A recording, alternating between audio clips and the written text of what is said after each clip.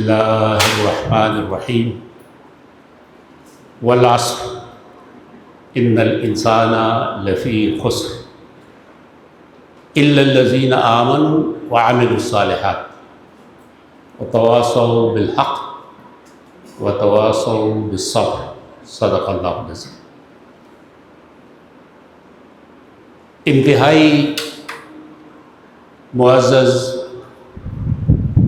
مدیر جامعہ محترم ڈاکٹر اقبال خلیل صاحب یہاں تشریف فرما نہیں ہے، آفس میں ہے، میرے بہت ہی قابل قدر طلباء جامعہ دارالسلام، میرے لیے بہت بڑا اعزاز ہے کہ پشاور کے اس ابھرتے ہوئے دینی مرکز میں علماء کرام، معلمین، محاصلین، متعلمین کے ساتھ ایک بہت اہم موضوع پر محو گفتگو ہے۔ مرحوم قاضی حسین احمد آڈیٹوریم میں، اس خوبصورت آڈیٹوریم میں آج کی مجلس اس حوالے سے ہے کہ اسلامی نظریاتی کونسل کے نام سے جو ادارہ پاکستان کے آئین 1973 میں موجود ہے، اس کی ذمہ داری کیا ہے، اس کے اثرات کیا ہیں، اس کا کام کیا ہے، اور اسلامی تشریع میں، اسلامی قانون سازی میں اس کا کردار کیا ہے، کہاں پہ موانع ہیں یعنی چیلنجز ہیں، کہاں پہ اس کا مؤثر کام موجود ہے۔ تو یہ میری ذمہ داری لگا دی گئی حضرت مولانا مسیح گل بخاری صاحب نے کہ اس پر آپ کے ساتھ گفتگو کروں۔ میری کوشش ہوگی کہ مختصر انداز میں اس ادارے کا پورا تصور اور تأثر آپ کے سامنے پیش کروں، اور اس کے بعد مجھے خوشی ہوگی کہ اگر مزید آپ کے ذہن میں کچھ سوالات ہیں، کچھ ابہامات ہیں، کچھ آپ کو مزید معلومات درکار ہیں، تو ان کی وضاحت بھی آپ کے سامنے پیش کروں۔ پس منظر میں آپ کے سامنے پیش کروں گا کہ تاریخ میں آپ نے پڑھا ہوگا کہ ہمارے آباء و اجداد نے یہ مطالبہ کیا کہ ہمارے پاس ایک ایسا خطہ زمین ہو، ایک ایسا خطہ زمین ہو جہاں پہ قانون بھی اسلامی ہو اور جہاں پر معاشرت بھی اسلامی ہو، یعنی بیک وقت ریاست کی طرف بھی خطاب تھا کہ ریاست کا قانون بھی اسلامی ہو، لیکن ریاست کے ساتھ ساتھ معاشرے کی طرف بھی خطاب تھا کہ معاشرت بھی اسلامی ہو۔ اب اس میں تاریخ ہمیں بتاتی ہے کہ جید ترین علماء نے اس تصور کی حمایت کی، اس میں پورا عثمانی گروپ، حضرت مولانا شبیر احمد عثمانی، حضرت مولانا ظفر احمد عثمانی اور اس کا پورا سلسلہ جو اس وقت پاکستان میں موجود ہے، حضرت مولانا تقی عثمانی صاحب یا ان کے والد مرحوم حضرت مفتی محمد شفیع عثمانی صاحب، یہ لوگ تصور پاکستان کے حامی ہیں۔ لیکن ایک بہت بڑا گروپ علماء کا، جس میں مولانا حسین احمد مدنی، مولانا حفظ الرحمان سبھاروی، مفتی کفایت اللہ دہلوی اور دارالعلوم دیوبند کا ایک بہت بڑا طبقہ، وہ تصور پاکستان کے خلاف تھا۔ اور حضرت مولانا سید ابوالعلا مودودی صاحب بھی تصور پاکستان کے خلاف تھے، لیکن دیوبندی نقطہ نظر اور مولانا مودودی صاحب کے نقطہ نظر میں فرق تھا، وجوہات کے اندر فرق تھا۔ جہاں دیوبندی مکتب فکر خالصتاً قومیت اور وطنیت کے حوالے سے خلاف تھے، وہاں مولانا مودودی صاحب کا تصور پان اسلامزم کے حوالے سے تھا، یعنی وسیع تر اسلامزم کے حوالے سے۔ دونوں کا اختلاف مختلف وجوہات کی بنا پہ تھا۔ اس کی تفصیل میں آنا نہیں چاہتا، صرف یہ بتانا چاہتا ہوں کہ جب پاکستان بن گیا تو پھر پاکستان بننے کے بعد دیوبند کے ان علماء نے بھی یہ اعلان کیا کہ اب پاکستان بن گیا ہے۔ مثال مسجد کی تھی، مسجد کے بنانے نہ بنانے، کس طرح بنانے کس طرح نہ بنانے میں اختلاف ہو سکتا ہے، لیکن جب مسجد بن جائے تو پھر ہم سب نے مسجد کو آباد کرنے اور مسجد کو تعمیر اور مسجد کو آباد رکھنے، مسجد کو بھرپور آگے بڑھنے کے لیے مدد کرنی چاہیے۔ اور حضرت مولانا سید ابوالعلا مودودی صاحب بھی پاکستان آئے اور پھر یہاں پہ انہوں نے یہ کوشش کی کہ اب جو ہم نے ہمارے آباء و اجداد نے ایک خواہش ظاہر کی تھی، ایک ارادہ کیا تھا، ایک عزم تھا ان کا کہ قانون بھی اسلامی ہو، معاشرت بھی اسلامی ہو، تو ہم سب نے مل کر اس کے لیے کام کرنا ہے۔ چنانچہ اب یہ تصور کہ قانون بھی اسلامی ہو اور معاشرت بھی اسلامی ہو، اس کے لیے سب سے پہلا ادارہ جو قائم کیا جاتا ہے اس کا نام انگریزی میں ہے، کیونکہ اس وقت انگریزی بہت لکھی جاتی تھی، اس کا نام تھا department of Islamic reconstruction. Department of Islamic reconstruction یعنی احیاء اسلام کا شعبہ، اور اس کے سربراہ مقرر ہوئے ایک بہت اہم شخصیت جس کا نام آج کل بہت کم لوگوں کو معلوم ہے، اس کا نام تھا ڈاکٹر محمد اسد۔ ڈاکٹر محمد اسد یہودی تھے، مسلمان ہو گئے۔ اس کا تعلق مغرب کے ساتھ تھا، پہلا پاکستانی پاسپورٹ اس کو دیا گیا اور وہ سربراہ بنے ڈپارٹمنٹ آف اسلامک ریکنسٹرکشن یعنی شعبہ احیاء اسلام کے۔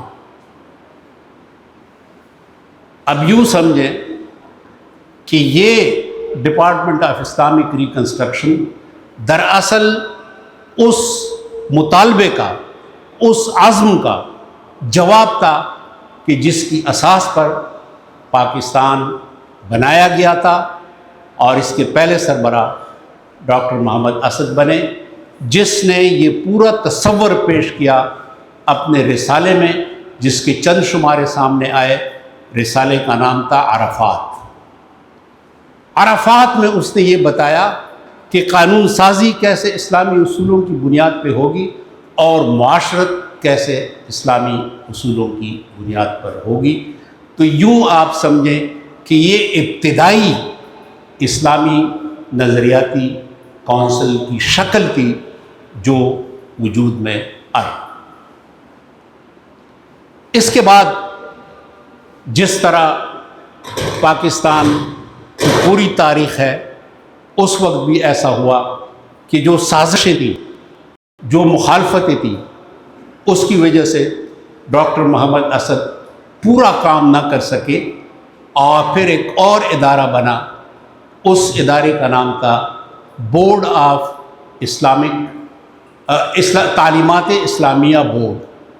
تعلیمات اسلامیہ بورڈ بھی اسی ڈپارٹمنٹ آف اسلامک ریکنسٹرکشن کا تسلسل تھا، اور جس کے سربراہ تھے سید مولانا سلیمان ندوی رحمہ اللہ، بہت بڑے اپنے وقت کے جید ترین عالم۔ تو اس بورڈ نے بھی کام کیا، اسی تسلسل کو آگے لے گئے کہ کس طرح قانون سازی اسلامی اصولوں کی بنیاد پہ ہو، کس طرح معاشرت اسلامی اصولوں کی بنیاد پہ ہو۔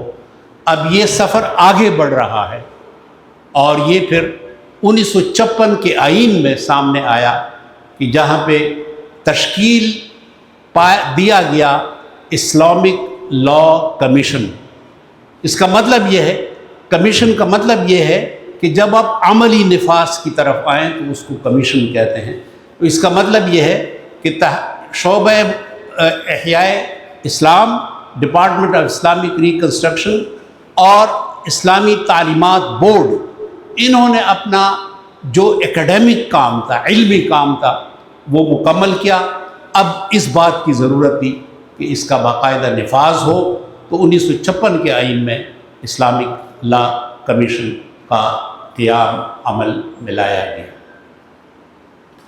1956 کے بعد جو حالات سامنے آئے، اندرونی کشمکش، جھگڑے، اختلافات، اور ہم پھر ایوب خان کا مارشل لا دیکھتے ہیں، اور ایوب خان ایک آئین دیتے ہیں 1962 میں۔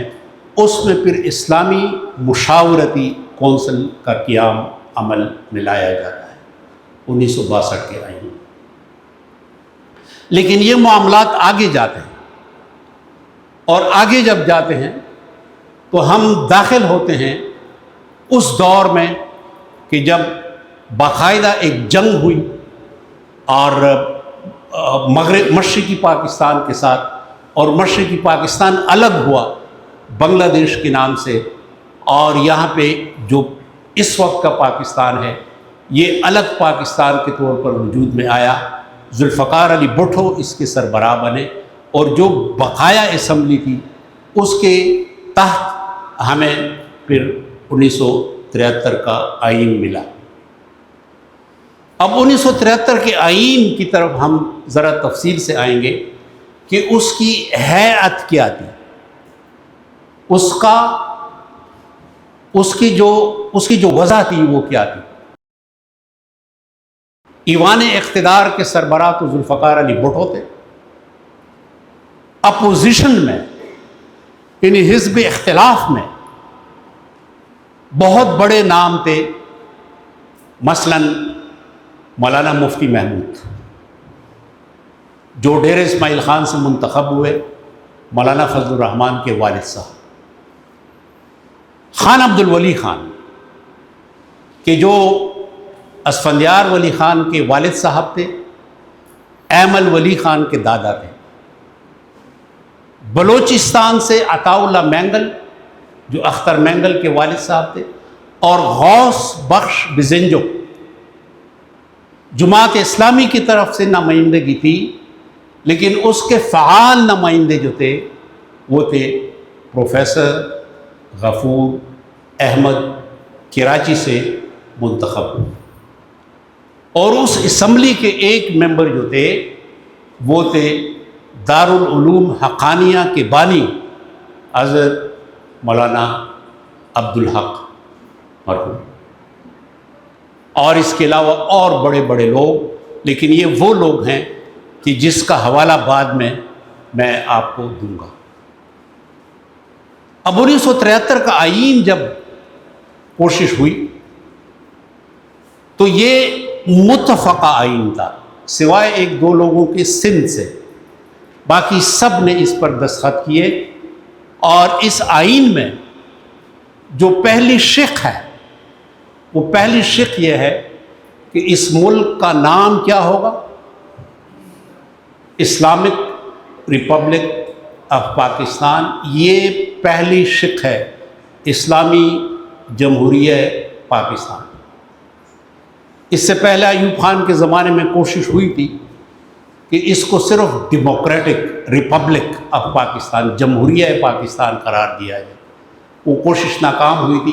لیکن اب یہ باقاعدہ آئین کی پہلی شق آئی کہ یہ ہوگا اسلامک ریپبلک آف پاکستان۔ اب بہت سارے لوگ کہتے ہیں کہ جی نام سے کیا پڑتا ہے، اصل چیز تو کام ہے، نام سے کیا پڑتا ہے۔ یہ بات بظاہر بہت وزنی ہے، نام سے کیا پڑتا ہے، کام اصل چیز ہے۔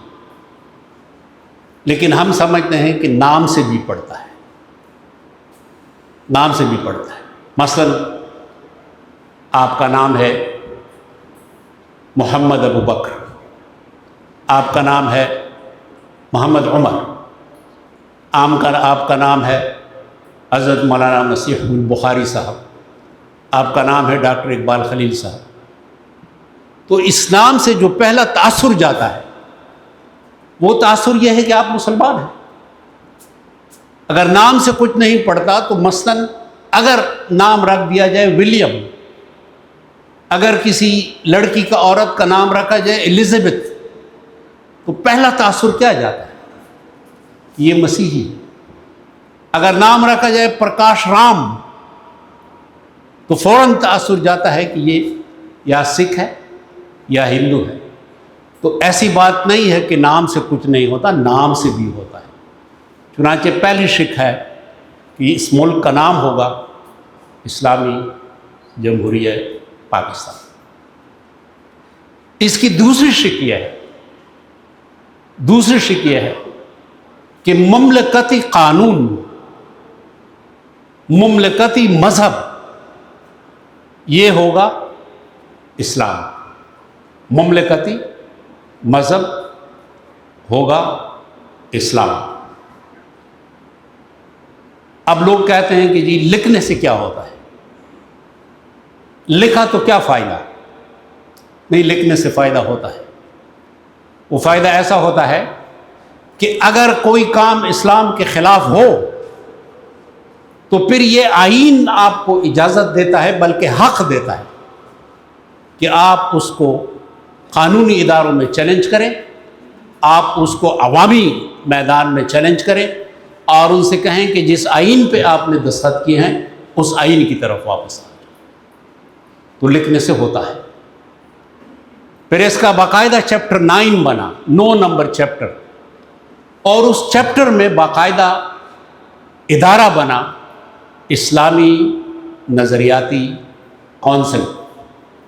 اسلامی تو ظاہر ہے، نظریاتی بھی ظاہر ہے کہ چونکہ ہمارا تصور اسلامی ہے، اور کونسل کہتے ہیں، کمیشن اور کونسل میں یہ فرق ہے کہ کونسل کا مطلب یہ ہے کہ یہ مشاورتی ادارہ ہے۔ کونسل کہتے ہیں مشاورت کرنا، اور کمیشن کہتے ہیں کہ جب اس کا نفاذ ہو۔ تو یہ کونسل ہے، یہ کمیشن نہیں ہے۔ اس کا مطلب یہ ہے کہ اس کی حیثیت مشاورتی ہے۔ اب اس کے لیے کمیشن کیا ہے، نفاذ کیا ہے، وہ پھر پارلیمنٹ ہے کہ جس پارلیمنٹ نے یہ قرار دیا ہے کہ کوئی قانون قرآن و سنت کے خلاف نہیں بنے گا۔ یہ چیپٹر 9 میں باقاعدہ لکھا گیا ہے۔ چنانچہ یہ تو وہ پورا تصور ہے جو اسلامی نظریاتی کونسل کا میں نے آپ کے سامنے پیش کیا۔ اب اس میں ایک دوسرے نقطے کی طرف آتے ہیں کہ کچھ لوگ کہتے ہیں کہ ہم سیکولر ہیں، کچھ لوگ کہتے ہیں کہ ہم سیکولر ہیں۔ اب ان کے سامنے ہمارا سوال ہے کہ آپ 1973 کے آئین کو مانتے ہیں یا نہیں مانتے؟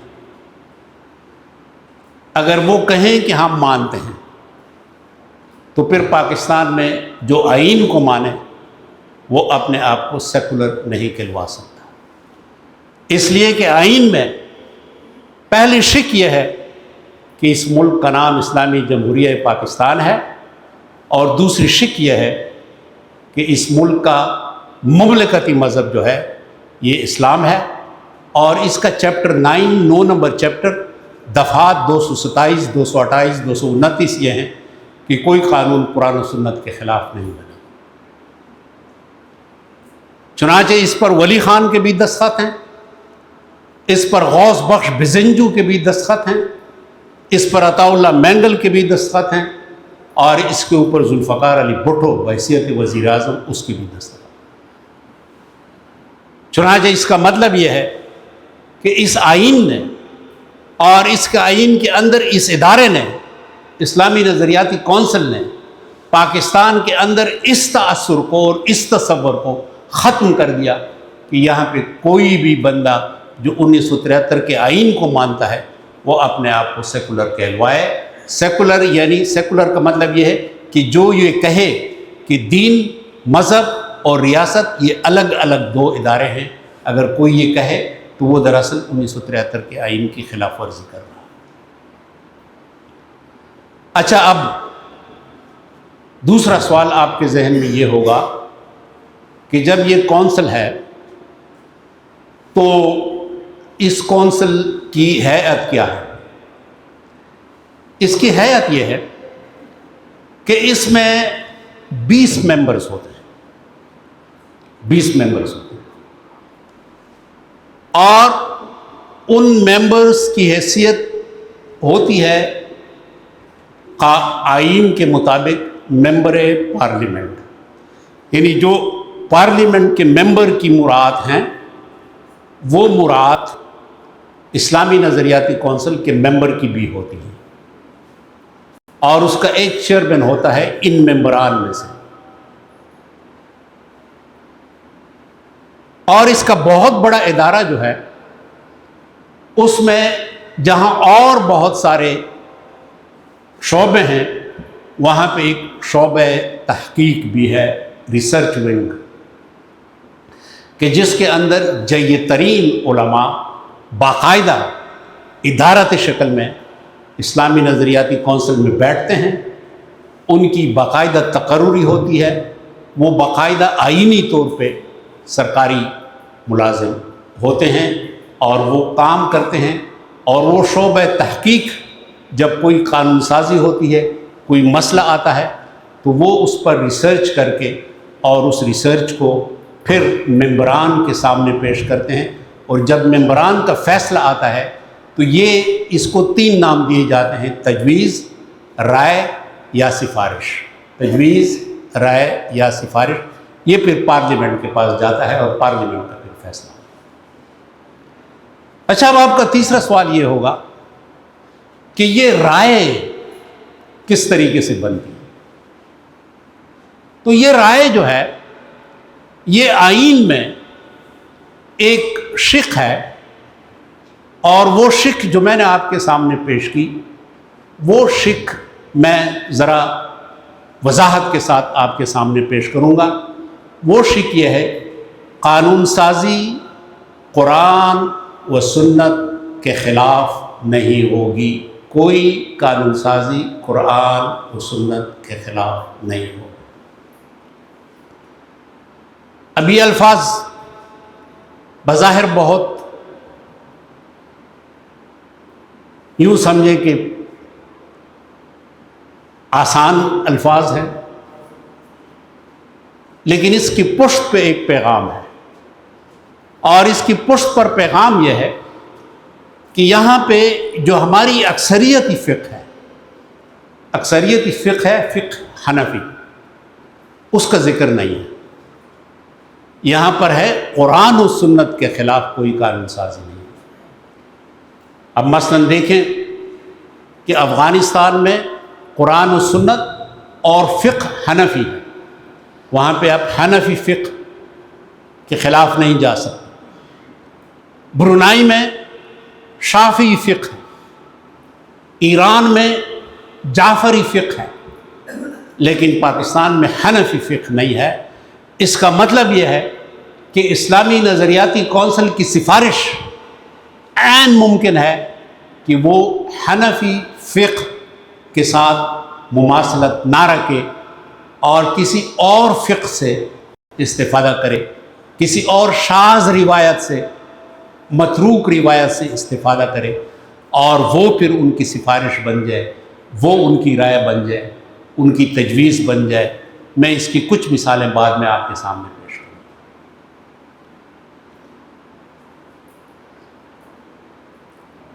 اس کا اطلاق یہ ہے کہ اسلامی نظریاتی کونسل کو اس لحاظ سے آزادی دی گئی کہ وہ حنفی فقہ سے ماوراء بھی جا سکے اور رائے دے سکے۔ اب آپ کا چوتھا سوال یہ ہوگا کہ کچھ مثالیں پیش کریں۔ تو مثالیں تو 1962 سے کہ جب یہ باقاعدہ اسلامی مشاورتی کونسل صدر ایوب کے دور میں تشکیل پائی، اب تک بے شمار مثالیں ہیں، لیکن اس کا طریقہ میں آپ کے سامنے پیش کروں گا کہ وہ مثالیں میڈیا میں نہیں آتی، کیونکہ اس کا طریقہ یہ ہے کہ سب سے پہلے ایک بل سامنے آتا ہے، بل کی شکل میں ایک قانون کا ڈرافٹ بنتا ہے، اور وہ بل جاتا ہے مجلس قائمہ میں، اسٹینڈنگ کمیٹی میں۔ اسٹینڈنگ کمیٹی میں اگر کوئی ریفرنس، کوئی حوالہ ایسا ہے کہ جو مذہبی اسلامی تعلیمات یا معاملات سے متعلق ہے، تو پھر اسلامی نظریاتی کونسل کے پاس آتا ہے، اور اسلامی نظریاتی کونسل کی اس پر شعبہ تحقیق ریسرچ کرتا ہے، اور وہ ریسرچ پھر باقاعدہ ہمارے بورڈ کے پاس، اور بورڈ پھر اس کو وزارت قانون میں بھیج دیتا ہے، اور اس کے بعد پھر اس بل کے اندر دوبارہ کام ہوتا ہے، اور وہ بل بالعموم اسلامی بن جاتا ہے۔ اس کے اندر ترامیم کر لی جاتی ہیں اور اس کو اسلامی ڈھانچے کے اندر لایا جاتا ہے۔ تو اس کا مطلب یہ ہے کہ اسلامی نظریاتی کونسل کا ایک خاموش کام ہے، وہ زیادہ میڈیا میں سامنے نہیں آتا، زیادہ دکھائی نہیں دیتا، لیکن بل کے مرحلے میں کام ہو جاتا ہے، اور بالعموم جو بل آتا ہے وہ بل پھر جب اسمبلی میں آتا ہے تو وہ بالعموم اسلامی ہوتا ہے۔ میں بالعموم کا لفظ اس لیے استعمال کرتا ہوں کہ بعض آئین سازی ایسی بھی ہوئی ہے جو اسلام کے خلاف۔ مثلا ایک آئین کے اندر ایک ایکٹ بنا، اور وہ ایکٹ تھا خواجہ سرا، جو مخنث خنثی افراد ہیں ان کے بارے میں۔ اس میں اسلامی نظریاتی کونسل کو اعتماد میں نہیں لیا گیا، وہ براہ راست اسمبلی میں گیا، اور پھر آپ نے دیکھا کہ اس قانون کے اندر، اس ایکٹ کے اندر خلاف اسلام باتیں تھیں۔ اس کے بعد پھر ہم نے اس پہ رونا دھونا شروع کیا، لیکن وہاں پہ پارلیمنٹ نے یا وزارت قانون نے اسلامی نظریاتی کونسل کو بائی پاس کر لیا، یعنی توجہ نہیں دی۔ ایک اور قانون جو اسلامی نظریاتی کونسل سے چھپایا گیا، وہ قانون تھا کہ جس کے نتیجے میں اگر آپ کو یاد ہو، تحریک لبیک سامنے آئی، اور فیض آباد میں انہوں نے دھرنا دیا کہ اس میں کچھ گنجائش رکھی گئی تھی احمدیوں کے لیے، قادیانیوں کے لیے۔ چنانچہ یہ قانون سازی بھی ہماری طرف نہیں آئی تھی۔ اگر یہ قانون سازی اسلامی نظریاتی کونسل کی طرف آتی تو میں یہ دعوے کے ساتھ کہتا ہوں کہ نہ تحریک لبیک کا وجود ہوتا، نہ گورنمنٹ اس طرح معطل ہوتی جس طرح اس زمانے میں معطل ہوئی، اور جس طریقے سے ان کو اپنی جان کے لالے پڑ گئے تھے۔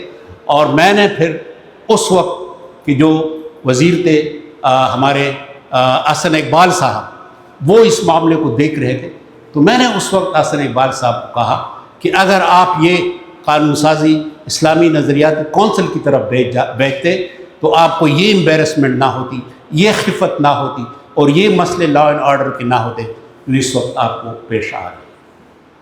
تو اس کا یہ مطلب نہیں کہ لازماً تمام قانون سازیاں وہ اسلامی نظریاتی کونسل کی طرف آتی ہیں، لیکن جو نہیں آتی ان قانون سازیوں میں بالعموم حکومت کو خفت ہوتی ہے، حکومت کو مشکلات پیش آتی ہیں۔ تو خاموش کام ہمارا یہ ہے جو میں نے آپ کے سامنے پیش کیا۔ اب کچھ مثالیں میں آپ کے سامنے پیش کروں گا کہ جس کا عام لوگوں کو علم نہیں ہے، میڈیا میں بھی اس کا ذکر نہیں ہوتا، کیونکہ ہمارا جو ذرائع ابلاغ ہمارے ہیں، میڈیا ہے، وہ بری چیزوں کو پیش کرتا ہے۔ یہاں پہ اس قدر بڑی خوبصورت تقریب ہو رہی ہے، یہ میڈیا میں نہیں آئے گی، لیکن میرے اور آپ کے درمیان اگر جھگڑا ہو جائے تو تمام چینلز آ جائیں گے۔ جامعہ دارالسلام میں جھگڑا ہوا، اسٹوڈنٹس کے درمیان یہ ہوا، اور پھر ایک بندے سے پوچھے گا کہ پھر کیا ہوا، دوسرے بندے سے پوچھے گا پھر کیا ہوا، ڈاکٹر اقبال خلیل سے پوچھا جائے گا کہ آپ تو موجود تھے پھر کیا ہوا، مولانا مسیب البخاری سے۔ بری چیزوں کو میڈیا پیش کرتا ہے، اچھی چیزوں کو میڈیا پیش نہیں کرتا۔ ایسا لگتا ہے کہ گویا پاکستان میں کوئی اچھا کام ہو ہی نہیں۔ مثلا آپ کو یاد ہوگا کہ اسلام آباد میں 4 کنال زمین دے دی گئی کہ یہاں پہ ہندو اپنا مندر تعمیر کریں، اپنی عبادت گاہ تعمیر کریں۔ اب اس پہ ایک بہت بڑا ہنگامہ شروع، علماء اٹھے اسلام آباد کے اندر، پشاور، کراچی، لاہور، کہ جی یہ اسلامی دارالحکومت ہے، اسلامی دارالحکومت کے اندر کس طرح مندر تعمیر ہو، اور لوگ آ جاتے تھے جہاں پہ مندر کے لیے زمین دی گئی تھی۔ علامہ اقبال اوپن یونیورسٹی اگر آپ نے دیکھی ہو، اس کے ساتھ ہی زمین تھی، وہ آتے تھے وہاں پہ جو انہوں نے 4 دیواری بنانے کی کوشش شروع کی تھی، اس کی اینٹیں اکیڑ دیتے تھے، وہاں پہ اذان دے دیتے، نماز پڑھ لیتے تھے اور پھر چلے جاتے۔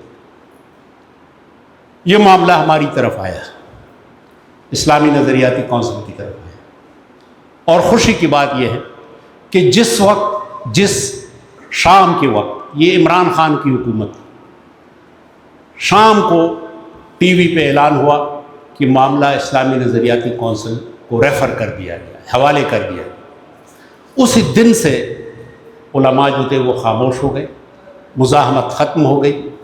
یہ اعتماد کا اظہار تھا اسلامی نظریاتی کونسل۔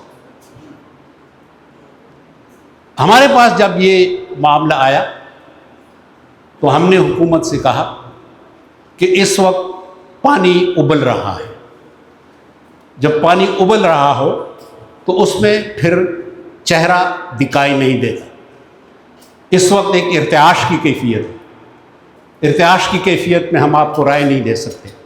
وہ رائے ممکن ہے کہ ایک جذباتی رائے ہوگی، دباؤ کے نتیجے میں ایک رائے ہوگی، آپ نے ہمیں وقت دینا ہے۔ چنانچہ وقت دیا گیا، ہم نے سوال رکھا شعبہ تحقیق کے سامنے، اور وہ ایک لمبا سوال تھا۔ سوال یہ تھا کہ اگر اس قسم کا مسئلہ رسول اکرم صلی اللہ علیہ وسلم کے زمانے میں پیش آتا تو آپ کیا کرتے؟ قرآن پاک میں کیا رہنمائی ہے؟ حدیث تعامل نبوی صلی اللہ علیہ وسلم میں کیا رہنمائی ہے؟ خلافت راشدہ میں کیا رہنمائی ہے؟ اس کے بعد جو مسلمان حکومتیں آئی ہیں ان میں کیا رہنمائی ہے؟ کیونکہ ہمارا واسطہ پڑا خلافت راشدہ میں ایران کے ساتھ کہ جہاں پہ کیا تھے، وہاں پہ پارسیوں کے، زرسٹین، زرتشت مذہب کے لوگوں کے عبادت خانے تھے۔ پھر قیصر روم کے ساتھ ہمارا واسطہ پڑا کہ جہاں پہ گرجے تھے۔ پھر جب غزنوی حکمران یہاں آئے تو پھر مندروں کے ساتھ ہمارا رابطہ ہوا، کیونکہ یہاں پہ مندر تھے، ہندو تھے۔ اور پھر اورنگزیب کے بعد زمانے میں ہمارا واسطہ پڑا گوردواروں کے ساتھ، جو سکھ معابد تھے، سکھ عبادت خانے تھے۔ تو اب تاریخ میں ہم دیکھیں کہ علماء نے کیا آراء دی اس صورتحال میں کہ جب مسلمانوں کا واسطہ پڑا ان عبادت خانوں کے ساتھ۔ پھر ہم نے یہ دیکھنا ہے کہ جب پاکستان بن رہا تھا تو اس وقت نہرو لیاقت پیکٹ ایک معاہدہ ہوا، جواہر لال نہرو وزیر اعظم انڈیا اور وزیر اعظم پاکستان لیاقت علی خان، کیونکہ یہاں پہ ہندو عبادت خانے اور ہندو بلڈنگز یہاں پہ باقی رہنے والے تھی، اور سکھ، اور بھارت جو تھا اس میں مسلمان ادارے باقی رہنے والے تھے، تو نہرو لیاقت پیکٹ ہوا کہ ہم کیا کریں گے ان کے ساتھ اور آپ کیا کریں گے ان اداروں کے ساتھ. تو وہ پیکٹ دو ممالک کے درمیان ہوا ہے. اس پیکٹ میں کیا ہے؟ کیونکہ جب آپ معاہدہ کریں تو پھر شرعاً آپ پہ لازم ہے کہ آپ معاہدے کی خلاف ورزی نہ کریں، معاہدے کے مطابق آپ جائیں. اور پھر ہم اس طرف سوال ہم نے لیا کہ جب یہاں پہ پاکستان بنا تو پاکستان کو پوری دنیا نے تسلیم کیا. یہاں پہ سفیر آئے مسیحی دنیا سے، یہاں پہ ملازم آئے مسیحی دنیا سے، تو کیا ان کے لیے چرچ بنانے کی اجازت دی گئی یا اجازت نہیں دی گئی؟ اب یہ سوالات ہم نے پیش کیے اور ان سوالات پہ باقاعدہ ریسرچ، باقاعدہ تحقیق ہوئی. اور پھر ہم نے ہندو پنچایت کو، جو اسلام آباد کے اندر ہندو پنچایت تھی، اس کو بھی اعتماد میں لیا اور اس کے بعد ہم نے رپورٹ پیش کی. رپورٹ یہ تھی کہ ہم نے کہا کہ 3 چیزیں انہوں نے مانگی ہیں. پہلی چیز ان کی کریمیٹوریم، شمشان گھاٹ، کہ ان کے مردے جو ہیں ان کے جلانے کا انتظام ہو اسلام آباد کے اندر 4 کنال کی زمین میں. یہ بھی تجویز تھا. ہم نے کہا کہ یہ ان کا حق ہے. جس طریقے سے بھی لوگ اپنے مردوں کے ساتھ سلوک کریں، زوریسٹرین کی طرح، زرتشت، مسیحی کڑے ہو کر، ہندو جلا کر، تو یہ ان کا حق ہے.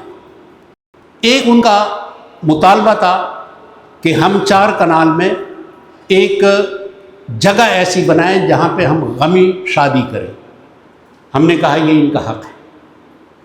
مندر کا ہم نے ہندو پنچایت سے پوچھا کہ یہاں پہ 4 مندر ہیں، 3 مندروں کی حالت بہت خراب ہے.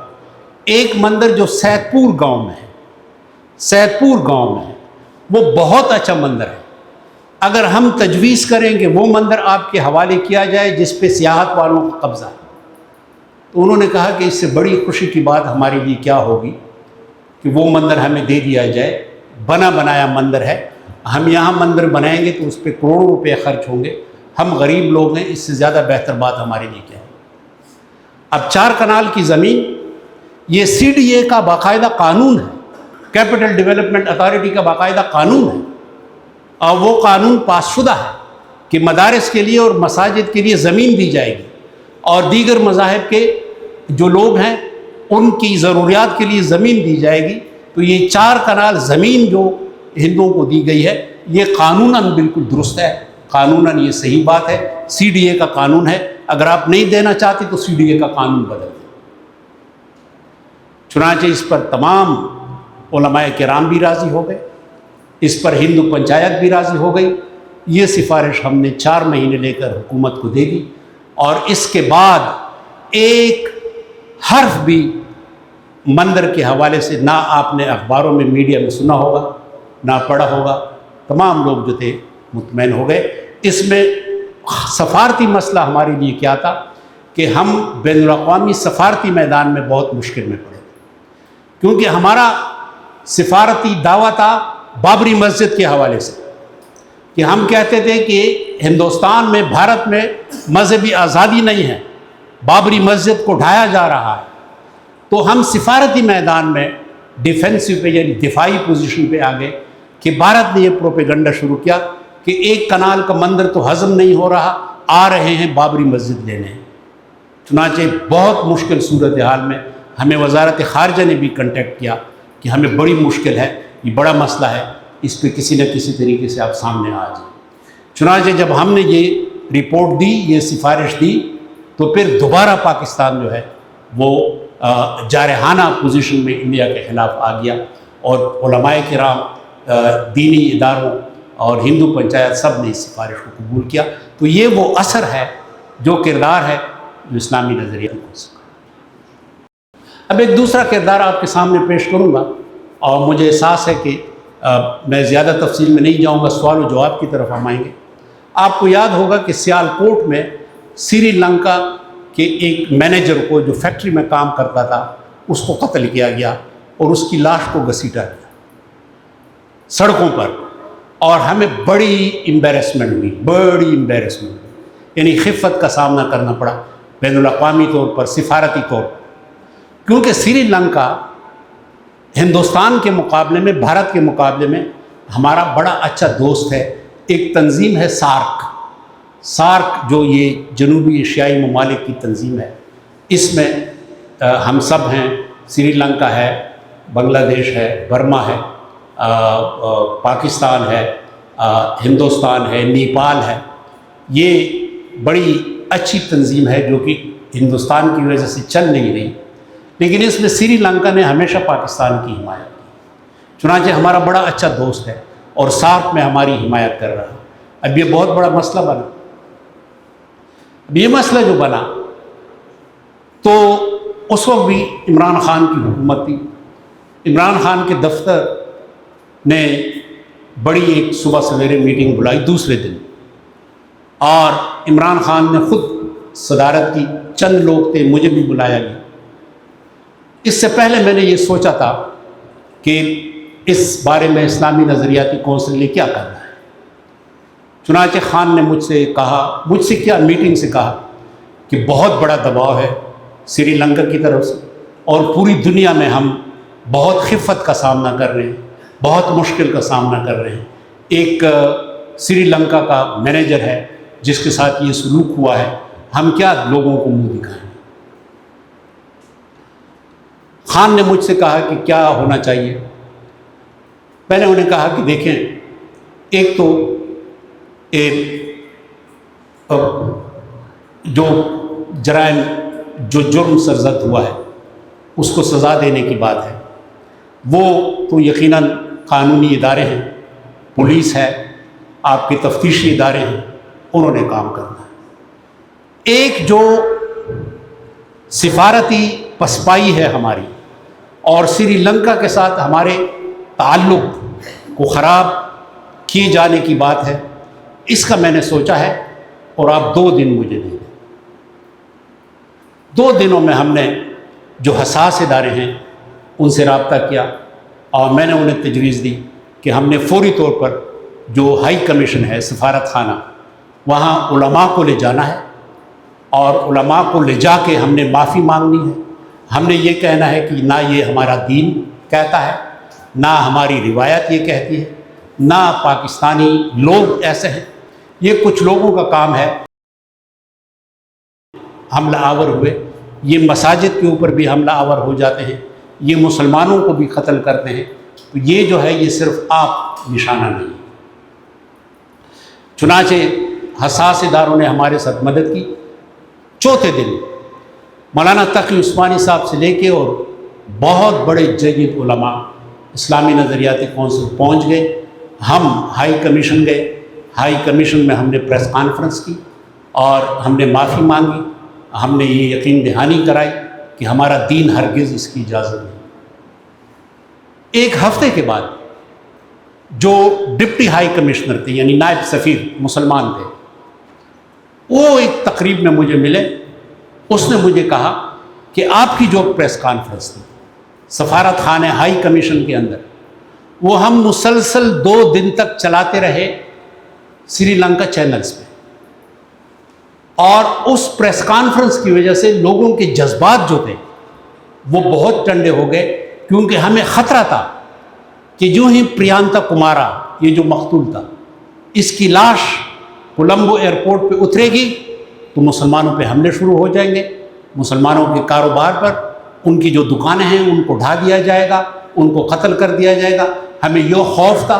آپ کی اس پریس کانفرنس کی وجہ سے وہ پورا پروسیس جو تھا، مراحل جو تھے، وہ اچھے طریقے سے کمپلیٹ ہوئے، مسلمان بھی بچ گئے، سری لنکا بھی بچ گیا، کوئی کسی قسم کی لڑائی، کوئی قسم جھگڑا نہیں ہوا، مسلمانوں پہ حملے نہیں ہوئے۔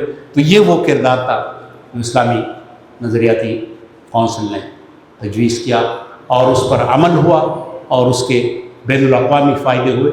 تو یہ کچھ گزارشات تھی جو میں آپ کے سامنے پیش کرنا چاہتا تھا، قانون سازی کے حوالے سے کہ کس طریقے سے خاموش کردار ہے، اور پھر کس طریقے سے جو قومی مسائل ہیں ان قومی مسائل کو کس طریقے سے ایڈریس کیا جاتا ہے، اس کو حل کرنے کی کوشش کی جاتی ہے، سفارشات پیش کی جاتی ہیں۔ بعض سفارشات نہیں مانی جاتی، مثلا خواجہ سرا، تو اس میں بھی آئین نے ایک گنجائش رکھی ہے، اور آئین میں وہ گنجائش ہے کہ آپ پھر اس کو چیلنج کریں وفاقی شرعی عدالت میں۔ چنانچہ یہ آئین نے گنجائش دی کہ آپ چیلنج کریں۔ چنانچہ کچھ لوگ گئے اور انہوں نے خواجہ سراؤں کی قانون کو اسلامی وفاقی شرعی عدالت میں چیلنج کیا۔ وفاقی شرعی عدالت نے فیصلہ کیا کہ یہ جو دفعات ہیں یہ خلاف اسلام ہیں۔ وفاقی شرعی عدالت نے ہم سے رائے لی، ہم نے ان کو سفارش دی کہ یہ رائے یہ شق جو ہیں یہ خلاف اسلام ہے، اسی پہ فیصلہ ہوا۔ اس کے بعد پھر کچھ خواجہ سرا جو تھے، محرب معز، وہ اپیل میں گئی یا گیا، اور وہ اپیل بھی اب ہمارے پاس ہے، جس کا ممبر میں ہوں، شریعہ ایپلیٹ بینچ سپریم کورٹ کا۔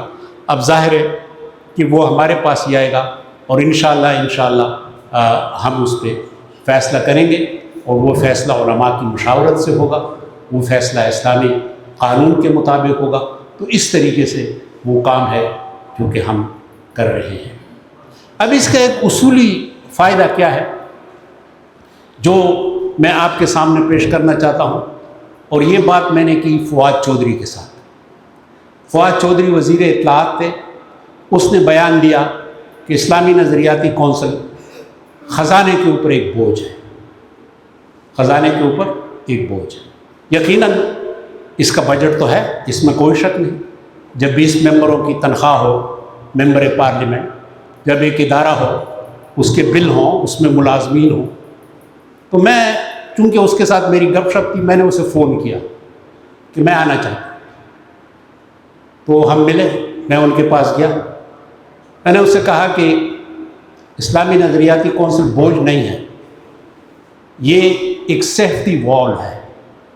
سیفٹی وال جس طرح یہ بخاری دیگچہ ہوتا ہے، یہ جب بہت گرم ہو جائے تو پھر وہ تپش نکالنے کے لیے باقاعدہ ایک وال ہوتا ہے، تپش نکل جاتی ہے۔ میں نے اسے کہا کہ آپ کے بارے میں یہ کہا جاتا ہے، پاکستان کے بارے میں، کہ یہ مرتد ریاست ہے، یہ خلاف اسلام ریاست ہے، اس کے خلاف جہاد واجب ہے، فرض عین ہے۔ اس کا جواب آپ کے پاس کیا ہے؟ اس کا جواب آپ کے پاس 1973 کا آئین ہے، اس کا جواب آپ کے پاس اسلامی نظریاتی کونسل ہے۔ اگر آپ یہ درمیان سے اٹھا دیں تو آپ کے خلاف یہ فتوی جو ہے یہ بڑا مؤثر ہوگا۔